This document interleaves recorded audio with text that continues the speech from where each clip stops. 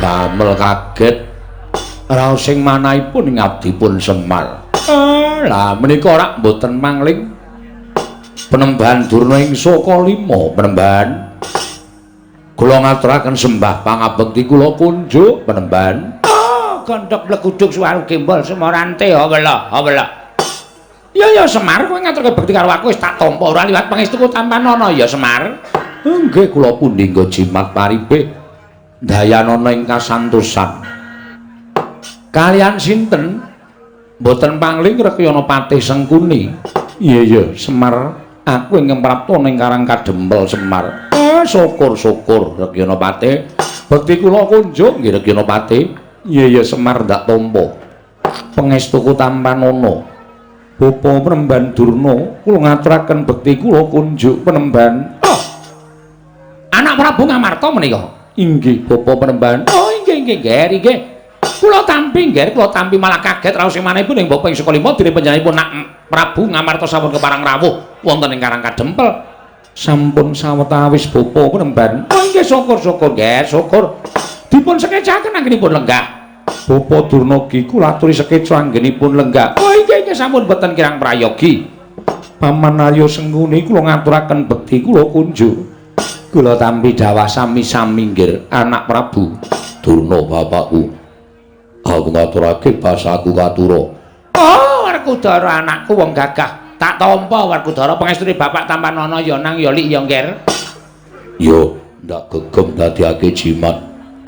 Bapa Penemban bekti kula kunjuk. Janaka ya nang kene. Inggih. Syukur Janaka. Kula ngaturaken bekti Bapa Penemban. Tak tampa pangestune bapakmu Saka Lima Tampanana ya Janaka. Kula pundhingga jimat paripe dayanana ing kasantosan. Paman Patih Harya Sengkuni bekti kula kan kunjuk. Kula tampi nggih dawah sami-sami. Nala Gareng Petruk Bagong ngaturna sembah karo Begawan Durna. Waduh. Ngimpi apa kowe, Mir? Ngimpi apa? Kok ora kanthi kanyono-nyono ming omahmu kok kerawuhan priyagung, ya, Tru? Heeh. Ndara Puntadewa, Ndara Werkudara, Ndara Janaka, Ndara Klasdewa. Durung nganti rampung lipada rembugan. Iki rawuh meneh priyayi luhur Begawan Durna. Lho, apa ora gleleng? Aku dhewe ora ngerti lah kok padha ting gruduk ning Karang Kadempel. Bekti kula Penemban. Nala Gareng tak tampa, pangestuku Tampanana ya Nala Gareng. Kula pundhingga jimat paripe dayanana ing kasantosan. Rekyana Patih Sengkuni bekti kula kunjuk. Iya Nala Gareng tak tampa. Pangestuku Tampanana. Bekti kula katur Penemban. Petruk tak tampa. Pangestuku Tampanana ya Panakawan. Kula pundhingga jimat. Rekyana Patih Sengkuni bekti kula kunjuk. Iya Petruk tak tampa. Pangestuku Tampanana. Gong, ngaturke bekti ora? Karo sapa? Begawan Durna rawuh ngono. Lho. Kok ora kanthi kanyono-nyono. Kula ngaturaken bekti kula kunjuk nggih Begawan Durna. Ndeng Durna. Ya Bagong, pangestuku Tampanana Bagong. Kula pundi nggo jimat paripe. Sinten ingkang nderekaken Adipati Harya Sengkuni? Wah, Rekyana Patih Sengkuni bekti kula kunjuk Rekyana.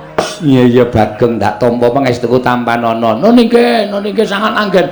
Kawula mundi dadosaken jimat. Dipun sekecakaken anggenipun sami lenggah. Ya Bagong wis ora kurang kepenak. Truk. Dayoh akeh kaya ngene kok tanpa metu wedange Semar iki. Ayo engko tawanana. Nuwun sewu Penemban Durna ngunjuk menapa? Loh. Apa kira-kira kowe kuat nyuguh aku? Aku piyayi, kowe men kawula. Ing atase kawula kok nyuguh karo piyayi. Giri lusi jalma tan kena kinira. Ampun sok ngembe karo wong. Kula niku arep kaya ngene nek mengko nyuguh sampean nggih. Isa. Ya syukur dienggo tamba ngelak Bagong wis sakarepmu. Sawenehmu bakal tak tampa kanthi lega-legawaning ati. Ning kudu milih tek teng mriki. Teh. Napa kopi? Loh, ya nek aku nek yaene iki senengane kopi. Kopi 7.000. Didol. Nyuguh kok didol. Gulane ya tuku padhake. Nek purun pahit, ireng pulon pahit ning kula campur lemah. Hus. Aja edan kowe. Pendhita kok sapenake dhewe ora ngomong. Ngene ya Semar. Nggih, pripun Mremban? Aja kaget, aku prapta ning Karangka Dempel. Nggih. Nadyan radi kaget nanging gandeng sampun paring pangandikan pun lega ati kula. Oh iya. Ngene. Sejatine aku prapta ning Karangka Dempel mau yekti mung njumbuhake pekabaran ingkang sebenarnya mbok bakul sinambiwara. Pawarta binandunging Karna. Apa pancen kepara nyata yen to kowe bakal duwe gawe Semar? Sing nyebarke sapa iki? Lah kok dadi Ndara Pandhawa ya pirsa, Ndara-ndaraku Ngastina ya pirsa. Nala Gareng apa kowe kandha-kandha tangga teparo? Mboten niku. Petruk kowe tangga teparo tok kandhani apa piye kok nganti tekan dindi? Mboten Pak, kula nek didhawuhi ora kandha sapa-sapa ya ora kandha sapa-sapa. Bagong apa kowe kandha sapa-sapa? Ora Pak. Mbok sumpah. Ming ratan gedhe tak nehi plakat gedhe banget. Semar arep mbangun jiwa. Membutuhkan dana secepatnya ngono ya, Tru. Bagong pancen cah ngeyel tenan ya. Kowe ayo mbok menawa sing nyumbang barang. Anjir arep nampani. Aku. Oh, tok nggo apa? Tak nggo ngeramik omahku kae. Oh, keramik omah yo Semar sik dibutuhke ora. Sampean kok preso? Lho, Semar kuwi wong kondang. Arep kowe derajate ngaceplek, arep kowe wong loro saudon telu saurupan. Kowe iki ming Panakawan. Nuwun sewu kasarane kowe iki ming batur. Ning saben-saben kowe duwe gawe, jagat iki persasat nganti keberbegen marang ngumandangi Semar Badranaya. Nggih. Apa pancen kepara nyata yen kowe bakal duwe gawe ya kuwi mbangun jiwa. Nggih. Niku ming lagi niat kok. Ming lagi karep. Durun kula tekake sedya. Ming lagi karep, lagi kula nam-nam wonten ati ning kok kula kaget. Sedaya sampun sami prisa. Lho, aku ora wis omong karo kowe to, kowe iki wong kondang, mula nek arep duwe gawe apa-apa kowe iki mesti tekan kono-kono padha ngerti ta. Dene apa to sababe aku sowan ning Karangka Dempel iki mau pancen diutus dening Sinuwun Prabu Duryudana supaya aku sowan ning Karangka Dempel. Wigatine ora ana lali kejobamu. Apa yang dadi sediamu mau pancen apik, pancen becik Semar. Pancen apik. Kowe iki jejering pamong, kowe iki jejering titah ingkang anyalira Jawata, ya kuwi Sang Hyang Bathara Ismaya. Mula yen to kowe kepengin bakal bangun jiwa. Mula yen to kowe kepengin bakal bangun jiwa mau, pancen wis sak trepe, pancen wis bener, pancen wis pas. Ya omong ngene ya Semar. Kersane anak Prabu Duryudana nggonmu bakal mbabar ngelmu mau ora dikeparangake ning Karangka Dempel, ning dikeparangake ana ing negara Ngastina. Mula praptaku ning Karangka Dempel iki supaya Kurawa iso didandani jiwa ragane supaya bali marang pakarti ingkang sarwa becik lan apik Semar. Nggih. Matur sembah nuwun tanpa pepindhan. Dene amung sak karep kula kok. Sinuwun Ngastina ngantos kados mekaten ning nuwun sewu. Kula niku ora arep kojah, kula niku ora arep wewarah dhateng sinten kemawon. Kula niki ora arep ngumbar ngelmu utawa menehi ngelmu napa-napa kemawon. Kula niki wong sekeng, kula wong ora duwe, kula wong melarat. Ngelmu kula ya mung ngelmu celimen kemawon. Napa to sababe? Kula ajeng bangun jiwa niku kula kok ora bangun jiwane wong sak donya niku mboten. Kekuatan kula niku sepinten. Nek kula bangun jiwane wong sak donya, ming sak Semar kok ajeng bangun jagat niku terus kula napa ngembari panguwasaning Gusti Ngakarya jagat. Mboten ajeng. Sing kula karepke bangun jiwa niku kula pengin bangun negara Ngamarta jer. Karangka Dempel menika kebawah keperintah negara Ngamarta. Mula sing kula penke nggih negara Ngamarta. Dados nek Begawan Donorawuh meniki kalian Prakyanapati Sengkuni pengin boyong dateng Semar Badranaya. Kula kok kon bangun jiwane Kurawa niku sing ajeng kula bangun nggih napa cobi? Kurawa niku pun boten kurang-kurang derajat pangkat duwe bondo seprapat jagat darbeke Sinuwun Duryudana. 7 turunan boten entek. Dinggo dolanan kalih adi-adine kabeh nggih menika Sata Kurawa. Terus sing ajeng dibangun apa? Kula tak takon. Nek kula teng negara Ngastina niku ngibarate kaya dinguyahi segara. Teng mriku nggih pun lenggah pandhita ingkang kondang monyor-monyor inggih menika peparab Begawan Durna. Lah mung perkara kojah pewarah pewarah kawruhing urip kok dadak nggotong kere saking Karang Kadempel terus pujangganing Ngastina sing nami Begawan Durna niku nuwun sewu gaweane napa? Kula tak takon. Sing kudune dandani para Kurawa niku sampeyan dudu kok kula. Merga Kurawa niku murid sampeyan. Kurawa niku siswa sampeyan. Anane siswa kok ora apik, murite kok ora becik. Ya niku sing ditutuh ya gurune, piye le mulang muruk karo murite. Ngoten. Ampun kok kula sing dandani. Sing gawe dudu kula kok sing dandani kula. Niku nek carane wewangunan utawa carane omah sing gawe dudu kula, sing dandani kula. Mengke usuke kurang gedhe, renge kecupeten. Mboten iso dadi dipasangi gendeng ya ora apik. Ngoten. Nek sing damel sampeyan sing dandani ya kudu sampeyan. Mula nuwun sewu. Niat kula mung ajeng dandan-dandan negara Ngamarta. Sakliyane niku dudu tanggung jawab kula. Semar niku wong kekuatane winates ora kaya sing gawe jagat, ora kaya Gusti, ora kaya dewa. Kula niku senes dewa, kula mung titah sewantah. Ngoten. Mula nek Begawan Durna rawuh mriki ajeng boyong Semar, nuwun sewu kula mboten saged. Kula dereng saged. Mergi siji niku dudu kewajiban kula, loro kula mboten iso pripun-pripun mangke nek tekan negara Ngastina. Malah kula iso disoraki dening para kawula sak negara Ngastina. Wong ilmu kula niku mung ilmu celimen. Ngelmu kula niku mung ilmu cethek. Ngelmu kula niku dudu kawruh kapanditan, dudu kawruh kabrahmanan. Luwih-luwih dudu kawruh kadewatan. Mila Den, ndara kula Begawan Durna kula nyuwun pangapunten menawi jengandika Penemban Durna rawuh wonten ing papan mriki. Badhe mboyong kula nek kula kon supaya teng negara Ngastina dandani para Sata Kurawa Blaka Suta kula ora iso, kula ora tekan. Ndak malah mengke ngebot-boti pikiran kula, sampeyan mang kondur kemawon. Sampeyan mang bali kemawon. Mang matur kali Sinuwun Prabu Duryudana nek niku dudu gawean kula. Kula tak ngrampungke lek kula dandan-dandan negara Ngamarta riyin, Ndara.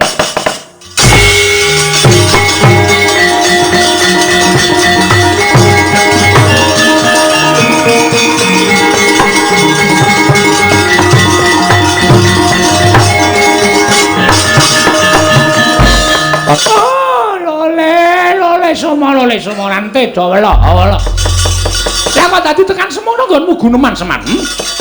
Yen ngono cetha kowe yen kok ngiwake marang para Sata Kurawa mongko sejatine kowe iki ora ming siswane utawa kowe iki ora ming pamomonging para Pandhawa. Ning klebu kowe iki pamomonging negara Ngastina. Elinga Semar. Pandhawa lan Kurawa kuwi padha-padha turasing Begawan Wiyasa ing Saptawarga. Lah kok dadi kowe mban cindhe mban siladan. Yen Pandhawa mbok ban cindhe, yen Kurawa mbok ban siladan. Ing atase aku apik-apik sowan ana ing Karang Kadempel mboyong marang kowe.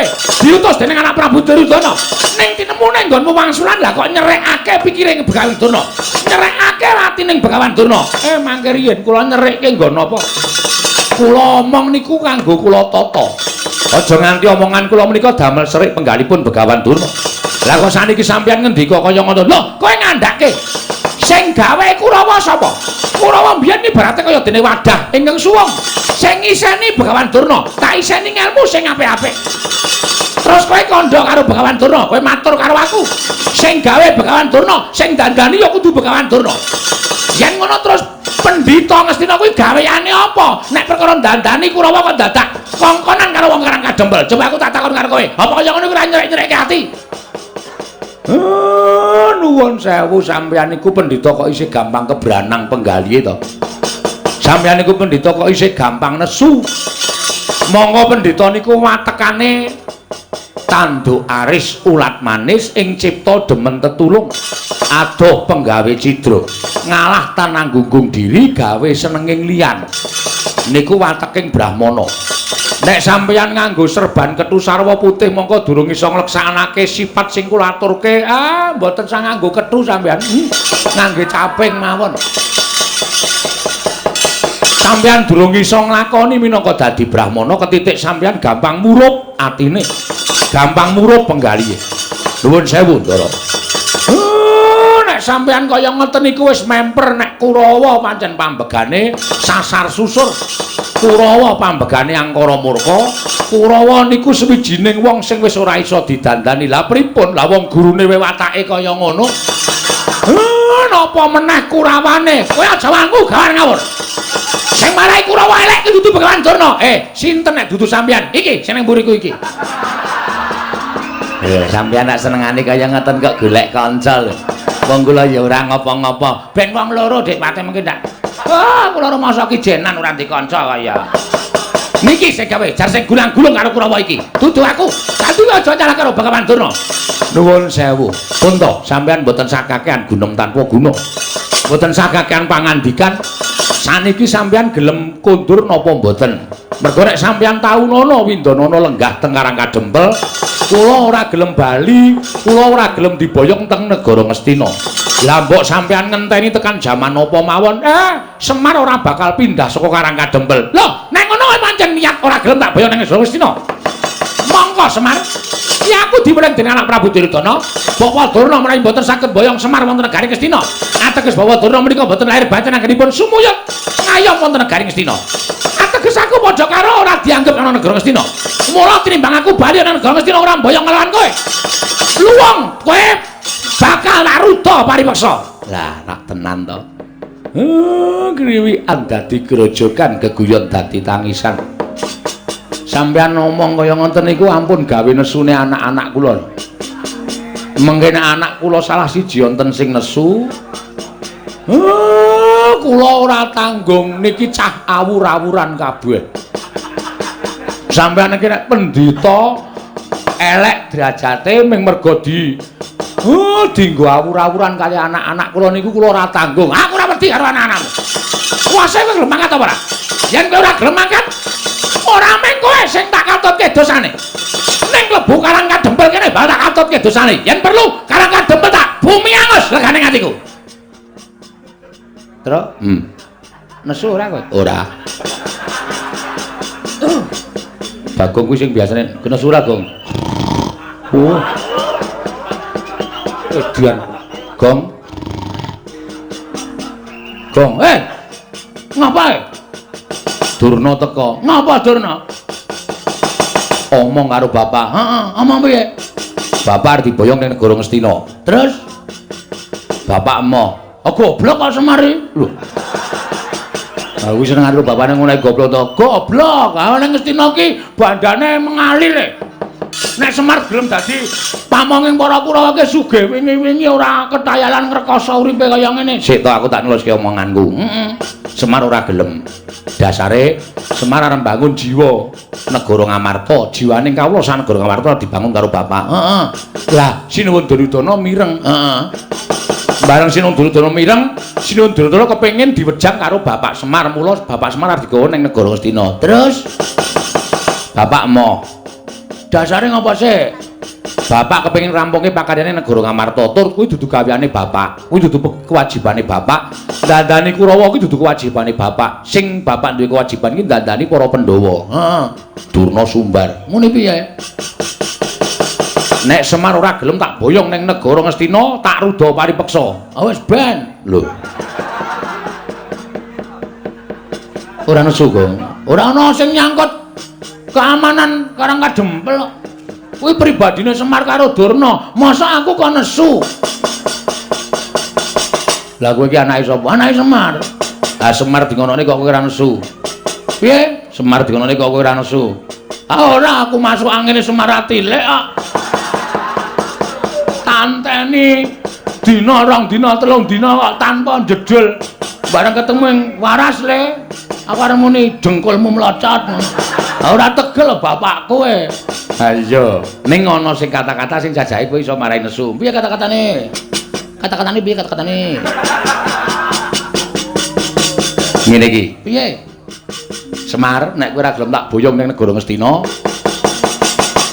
aja ming kowe ning kawula sak Karang Kadempel tak katutke.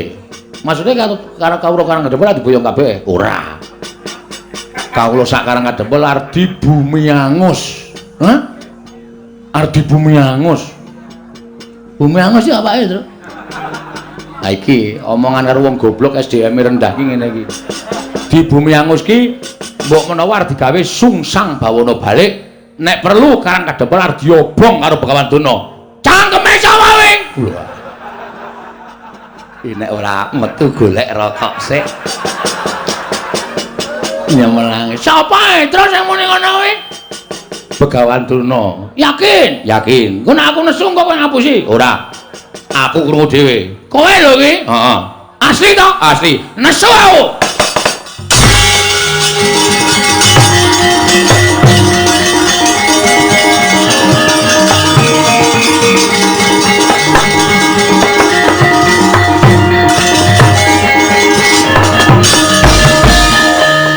Nun sewu Penemban kula ajeng nyuwun prisa. Heeh, kowe takon apa? Sampeyan wau omong nek ajeng Bumi Angus negara utawa Karang Kadempel. Heeh, niki nocoke omongane Petro daripada kula wis kebacut nesu kula dapusi Petro. Lah kula isin. Nek pancen nyata niki mungsuhe dudu sapa-sapa ning kula. Sampeyan kudune ngerti. Dina Senin Demben kula niku dilantik dadi ketua pemuda Karang Kadempel. Dadi nek sampean ngrasani ketentremaning Karang Kadempel niku padha karo sampean ngilani jajane Bagong. Ngandel ora. Anakku nesu. Aku nesu ora mbelani kowe aja GR. Mbelani sapa? Mbelani bumi wutah getih kowak. Karang Kadempel ki bumi kelahiranku. Karang Kadempel ki bumi wutah getihku. Aku jejer putra bumi. Nek ana wong sing arep gawe cintrakaning bumi kelahiranku, sedumuk bathuk sing nyari bumi. Ora nyawang sapa-sapa aku. Arep kuwi aja kok menungso. Dewa medhon aku ora wedi. Oh, cangkeme kebablasen kuwi. Mun ana dewa medhon tenan. Wah, aku tratapan ya, Truk.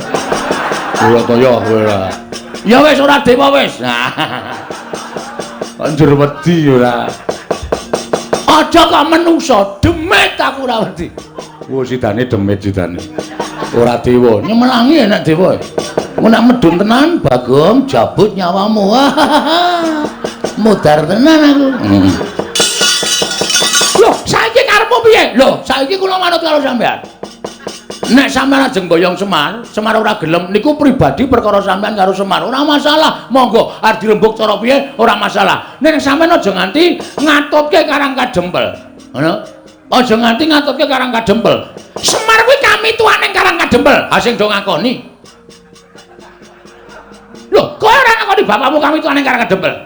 Kula niku anake ora percaya karo Semar. Nek Semar diganggu gawe mongko menyangkut suasana ketentraman Karang Kadempel ya maaf terpaksa kula wani karo sapa wae. Yen ngono kowe wani karo Begawan Durna. Lho, ameng kowe kok dur.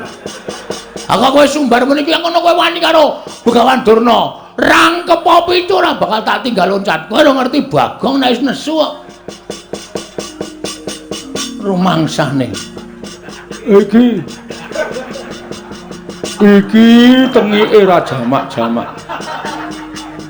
Keleke sabune garing barang ora didilasi. Ah banyune entek lagi sabunane. Mulai yang tak anduki. Piye to le? Wis meneng apa? Loh, nek ngono kowe dadi upalanging Begawan Durna. Ah mepalangi aku mergo kowe ngrasani Karang Kadempel kok.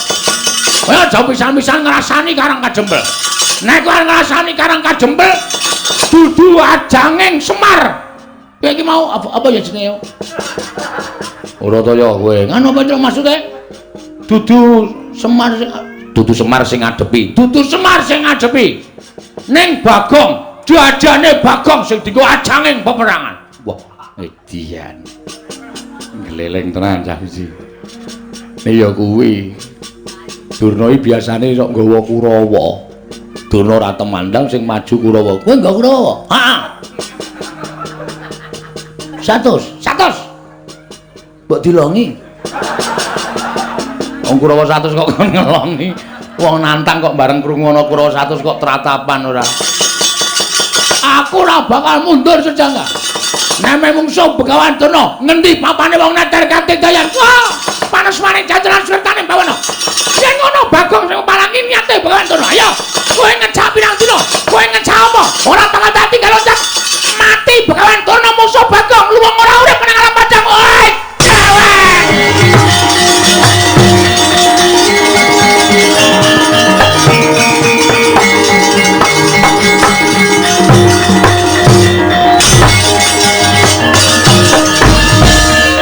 Kowe kancane Durna. Wong ora ngawur kowe iki. Dara Werkudara kok dunake kancane Durna. Ngeplak aku kowe. Wah, caidan. Kowe ngerti ora? Ora. Kowe lagi arep tak kandhani ora sawangsulan sik. Kowe ngerti ora? Ngerti. Aja wangsulan sik. Oh iya. Ora Kang Seno. Kowe ngerti ora? Napa? Durna wis apa? Durna ya Durna sapa? Engko tak ngomongke Durna kuwi Duryudana ya ora bener. Durna ya Durna, ora ana Durna liyane iki mau ya Durna. Yen kowe ora ngerti tak kandhani. Heeh, piye? Wah, ora basa. Wah, iya lali. Nggih, pripun? Aku bisa nesu ngene iki saka-saka ora tak basani. Kae saka-saka pangan kabeh soalé. Durna kuwi guruku. Lho. Wis lulus durung? Aja edan. Durna kuwi guruku. Yen kowe wani karo Durna, bapakku padha karo wani karo Werkudara. Saiki ora usah mungsuh Kurawa. Aja mungsuh Durna, mungsuhe Werkudara. Kowe wani nendang Durna bapakku. Aku sing ora nrimake. Kowe ngapa ta iki? Mudhar kowe. Wis masalah Gong, asli iki wis. Ha kowe ya kemanen kudune nyawang kiwa tengen sik. Ana sapa, lenggah sapa lagi wani. Aku ora nyawang. Banyu suci Perwitasari, Dara Werkudara kuwi sing maringi sapa? Begawan Durna sing nuduhke dalane kayugung susu ing angin sing maringi sapa? Begawan Durna. Mula Dara Werkudara iki nganggep Durna iki bapakne. Ha kok kowe wani karo Durna? Ups. Guayane ups barang. Agi kelingan aku. Nggih nyon ngapunten esmosi. Apa? Esmosi. Esmosi iki apa? Nesu, emosi kula. Oh, cerewet banget ya. Gek idune muncrat-muncrat. Neng rayu sondol nganggo. Niki mbiyen niki kulino bal-balan soalnya dadi heading. Langsung kontal Durna. Wah. Janaka ya anake Durna iki muridé Durna. Nek nganti Janaka ora trima mungsuhmu tuturu Durna. Ning karo Werkudara karo Janaka. Apok ra iso wae kowe klorak-klorok mripate. Kalah cacak menang cacak kok. Terus maklutsu wale maksud lu yen pancen karepane karo Durna mungsuhe dudu sapa-sapa mungsuhe Werkudara. Oke Gong sadar Gong cerewet menengo. Wis ben tak niati kabeh. Niate pancen arep mungsuhi Bagong ora masalah. Nek sampean belani karo Begawan Durna, mboten napa-napa. Dikira kula wedi karo sampean. Wis biyen tekan saiki ora arep wedi Bagong karo Werkudara. Ngerti kaya ngono ta? Blusuk nang kalen biyen dek cilik kowe. Sing ngomong sapa mbok mikir. Sampean iku cilik. Tak totke nang ndi dolan nang ndi tak totke nganti sirah tanggo sikil tanggo sirah manggagas lelabuhane Durna karo Bagong gedhe sapa ora ati lho piye kae nesu kok nangis Gong ngeleh oh terus semangat le oke semangat rumangsane padake. Hah? Aku lak takon. Terus sampean tak kandhani nggih. Sampeyan aja ngawur. Sampeyan aja ngawur ngakoni Durna guru sampeyan. Nek sampeyan gelem menggalih kanthi permana jati banyu suci Perwitasari niku sing duduke dudu Durna. Dudu Durna. Kuwi lha iki Bagong tenanan iki. Dudu Durna, Mas. Ora ro nangis, Gong. Sing tetek. Oh, tenge mak senut. Anggere tanggo bengok mak senut.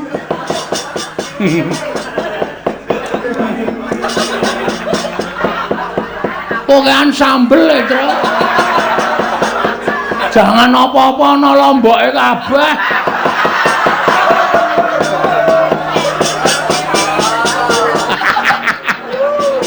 Isa-isane kok terus kaya tak cuciki nganti. Banyu suci Perwitasari iki merga apa? Kepercaya sampeyan karo Begawan Durna. Apa-apa niku nek dilambari percaya mesti bakal ketekan sedane. Nek sampeyan ora percaya, mang takon karo Patih Sengkuni.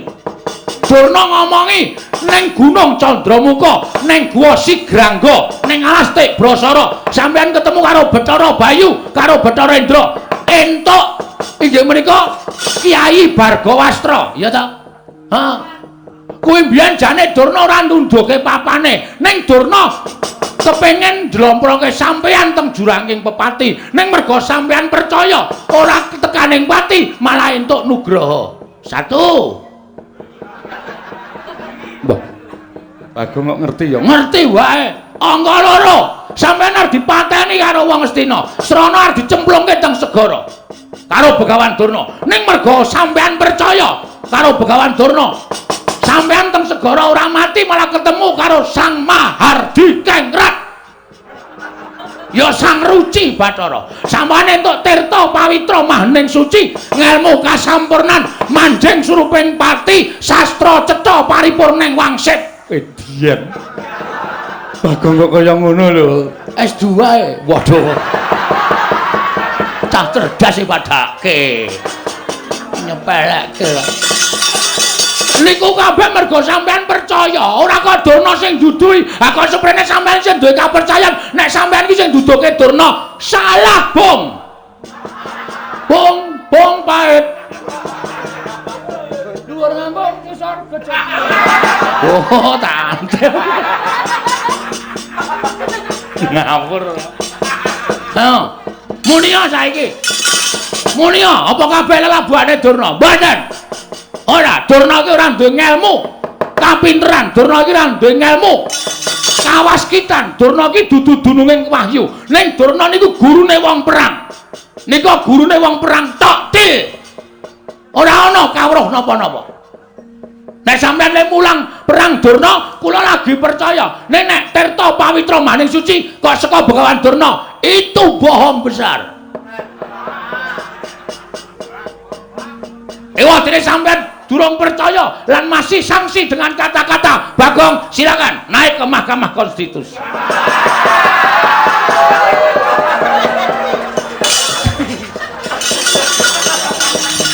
Wis rampung ya, Gong. Hah, wis kok? Wis.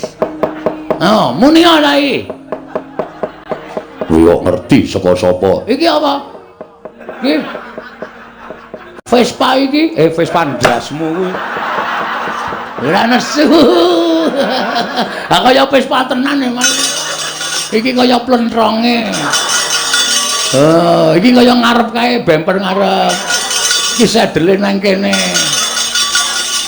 Busine ngupil ora? Ora. Nek ngupil tak resikane ora tak totok ndulmu. Busi wis ora kanggo gawe. Disetater ra tau. Katakono wis iki sing ngomong. Dadi sampean aja banget-banget golek sampean ngendika kaya ngoten niku anggepe kaya njur menang-menangan dhewe. Apa anggepe sampean nganggep Durna bapak niku ana batine apa? Ora ana. Sesuk ora urung sampean iki mungsuh bapakmu dhewe. Mungsuh Begawan Durna. Monggo sampean nek tresna karo Begawan Durna, sok Bratayuda sampean bakal dipateni karo Durna. Kok ora kaya bengi iki to ya. Cerdas men to cah iki. Ya kala-kala Reng. Kala iki pokoke aku 3 sasi adol Bagong.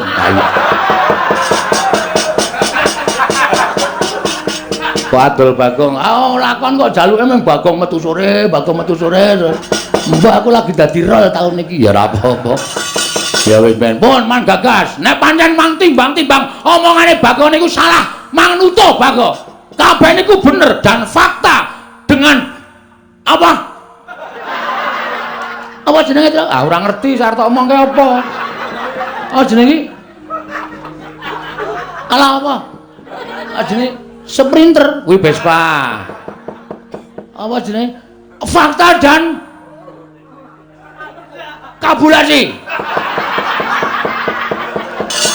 Kabulasi nyetrum dasmu iki kok. Kabulasi nggo montor kok kabulasi. Wis ngono wae. Pikiran nek dikira omongane Bagong salah.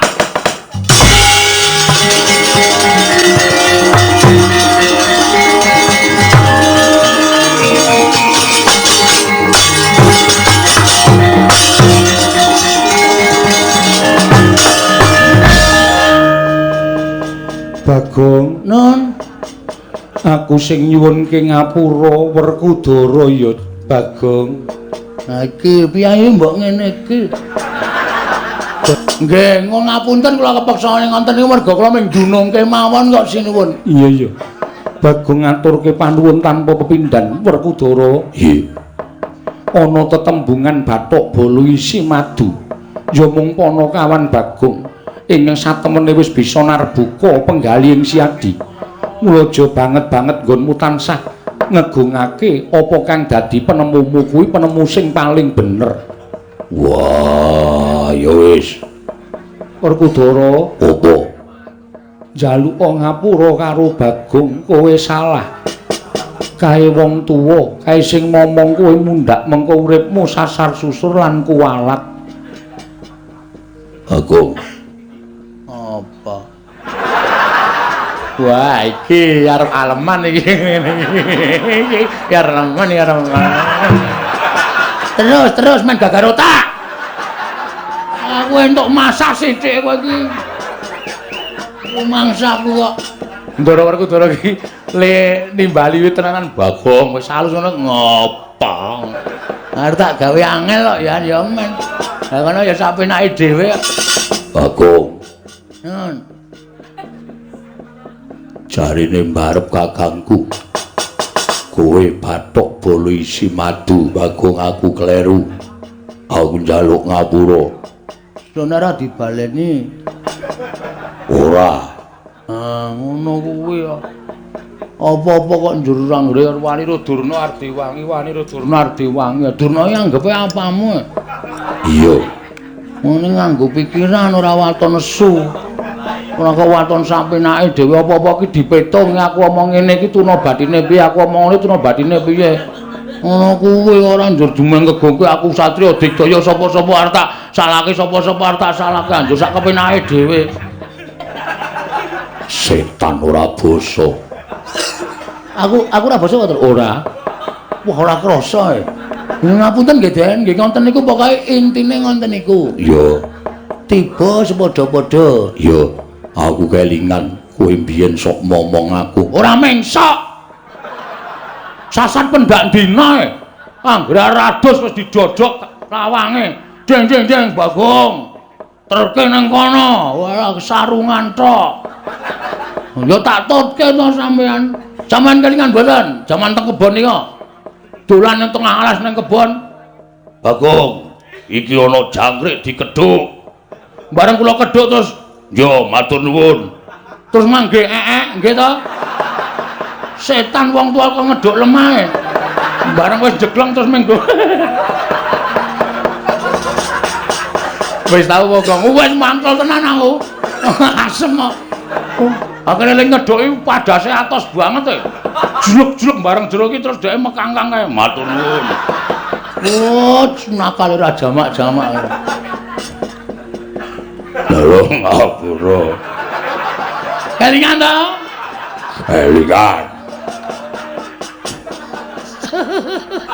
Asem ya. Tak eling-eling seprene. Iya. Ah wonten niku labuhan kula. Iya. Bagong. Nun, aku njaluk ngapura. Nggih, mboten dados menapa. Iya. No memori ora karo Ndara Janaka kok. Hah? Ana memori ora karo Ndara Janaka? Ora. Kae rak senengane roman ta, Tru. Mbok biyen yange sapa aku ora ngerti. Ketemu yange iki gandeng ning tengah sawah iki do tetenguk ning galengan kae. Mongko galengane kuwi kalen garing. Ndara Janaka ya santai aja cilik mbiyen baguse ora Jawa-Jawa. Wong wedok ya ketemu Ndara Janaka terus ngrangkul terus do jak tenguk-tenguk ning nggon kalen garing kuwi. Gejlike tak buka. Dadi wong do jagongan tak lepi.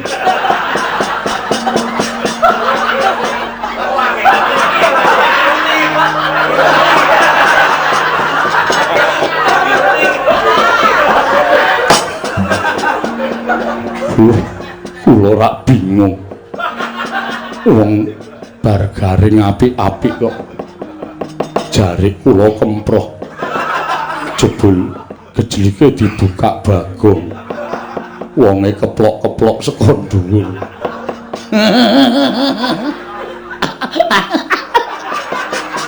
Lek kemekelen kok kakek ora. Ngaten mawon, Gus. Yo piye? Kula nyuwun Gandeng Semar niku sediane apik? Yo. Kula njaluk karo sampean. Apa, Bagong? Kurawa disingkirke. Wah, Werkudara aja selak. Yo, aku sing nyingkirke Kurawa. Ndara Janaka Kurawa singkirke nggih, Den? Iya, Bagong aja kuwatir. Ning kowe aja meneng wae, kowe ya temandang. Oh, siap, Pak. Oke. Petruk Gareng ya temandang iki desamu kudu kok gawe tentrem. Nggih, Pak, ngestaken dawuh. Nggih, Pak, ngestaken dawuh. Mengke kula tandangane kali Petruk nek kira-kira ketemper yudane ya Ndara Werkudara Ndara Janaka nggih ngewangi. Yo, aja kuwatir. Iya, aja kuwatir. Nek ngoten niki ben tentrem sik Karang Kadempel. Iya, Kyai Semar sabanjure tasih wonten ingkang kula ajeng-ajeng. Tasih wonten ingkang kula arep-arep. Sapa sing mbok arep-arep lan sapa sing mbok ajeng-ajeng utawa mbok arep-arep praptana ing Karang Kadempel Kyai Semar. Mboten sanes sinuwun Darawati kali sinuwun Mandura menapa ta sebabipun kekalih menika mboten saged pisah kalian para Pandhawa. Margi menika tasih turas Mandura. Menika ugi wonten sambung darah kalian para Pandhawa. Mila mangke kula badhe jangkepaken Pandhawa lan sederek-sederekipun sedayanipun menawi sampun jangkep nembe kula wiwiti jinurung kali ndara-ndara kula Pandhawa anggenipun bangun jiwa. Ya to Semar yen to pancen mengkon aku mung kari manut. Ndara Puntadewa monggo kula dherekaken manjing Bale Wisma sak pejagung Caturnetra kalih kula. Iya ayo tak dherekake Kyai Semar. Ndara Werkudara Ndara Janaka kula nyuwun ketentremaning Karang Kadempel. Yo Semar aja kuwatir. Monggo aku tak kongkonan anak-anakku. Ya Semar aja kuwatir mengko aku tak kongkonan anak-anakku. Petruk Gareng Bagong katenteman Karang Kadempel reksanen. Nggih Pak, ngestaken dawuh. Nggih, ngestaken dawuh.